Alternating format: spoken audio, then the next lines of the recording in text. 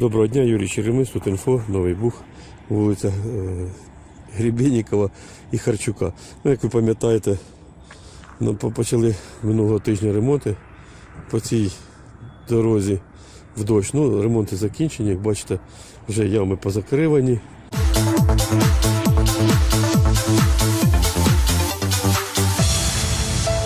По роботам, що б хотів сказати. Тут дивіться, раніше Софія Граніт забирала асфальт, який знімала з дороги, з собою і робили з нього переробку асфальту. Зараз ці кучі лишаються на узбіччі, не знаю, хто їх буде вивозити. Ну, як кажуть, як оті свекрусі, чи якому все не так. Да?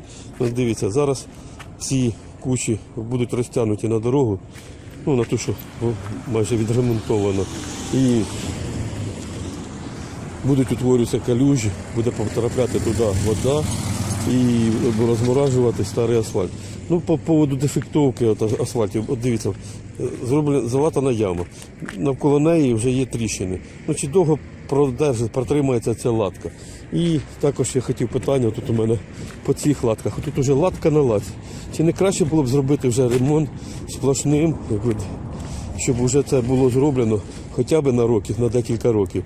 Ну, я так розумію, що ці латки до весни, ну, максимум до осені, у нас знову повилазять. Як ви бачите, що тут латка на лаці вже пробили сплошним, щоб не було такого щорічного ремонту. Ну, це теж, дивіться, бачите, зробили латку, а рядом вже асфальт, який не задефектовано. Вже майбутня яма вже готова. І ось, як ви бачите, латка минулорічна, на латці цьогорічний.